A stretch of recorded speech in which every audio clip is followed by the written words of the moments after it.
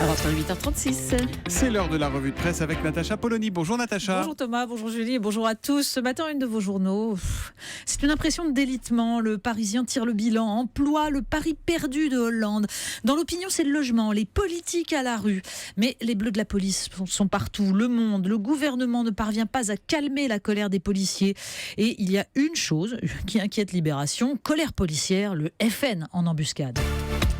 On commence avec la Libye, qu'on oublie trop souvent, la Libye. Exactement, et c'est la une de La Croix. Libye, un chaos sans fin. Le journal nous rappelle la situation catastrophique d'un pays en déshérence aux mains des milices en proie au terrorisme.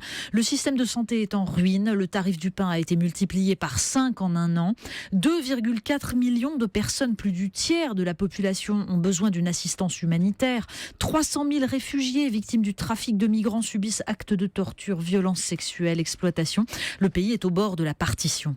Ce beau bilan, nous rappelle La Croix, est à mettre au crédit de la France et du Royaume-Uni qui ont trouvé trop coûteux d'assurer un accompagnement politique, sécuritaire et économique après leur opération, abandonnant la Libye au jeu d'influence des puissances régionales, Qatar, Turquie, Émirats Arabes Unis et Égypte.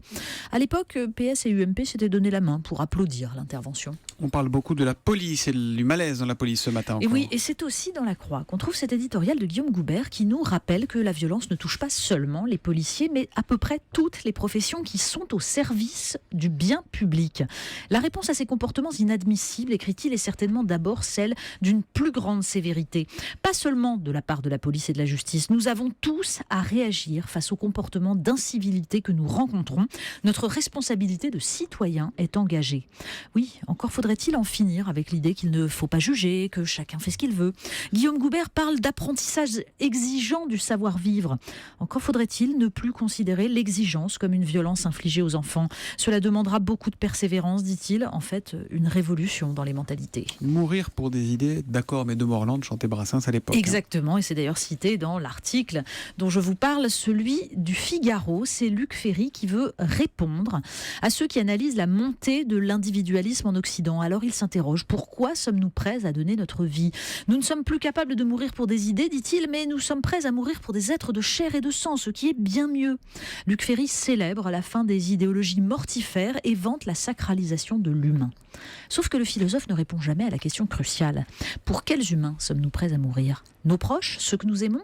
Mais au-delà, ce qu'il appelle les grandes idées fumeuses, c'est simplement la capacité à dépasser notre petite tribu pour nous engager pour ceux que nous ne connaissons pas, pour leur liberté, pour leur droit de ne pas souffrir. Vous nous emmenez à présent sous les glaces du Groenland. Oui, c'est VSD en fait qui nous y emmène dans les étendues glacées du Groenland sur une ancienne base américaine, Cap Century, abandonnée depuis 1967. Le site devait accueillir 600 têtes nucléaires, mais la pression de la glace rendait les installations dangereuses. Les Américains ont donc tout abandonné sur place, laissant les déchets sous un sarcophage de glace. Sauf qu'aujourd'hui, le réchauffement climatique les fait réapparaître. Et les Inuits se demandent qui, des États-Unis ou du Danemark, va payer la dépollution. J'imagine qu'il n'y a personne au bout du fil quand il pose la question, non. Évidemment. On termine encore avec VSD. Oui, c'est dans VSD qu'on trouve un florilège du plus célèbre des dandys, Oscar Wilde. Alors parfois provocateur, hein. Les seules personnes qui songent plus à l'argent que les riches, ce sont les pauvres. Il y a aussi de la profondeur. Notre seul devoir vis-à-vis de l'histoire, c'est de la réécrire, une réponse anticipée à tous ces esprits chagrins qui criminalisent le second degré au nom de la morale. Et puis, la plus célèbre, hein, il faut mettre son génie dans sa vie et son talent dans ses œuvres. Un hommage à François Hollande, peut-être ?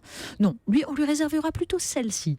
Je ne voyage jamais sans mon journal intime, il faut toujours avoir quelque chose de sensationnel à lire dans le train.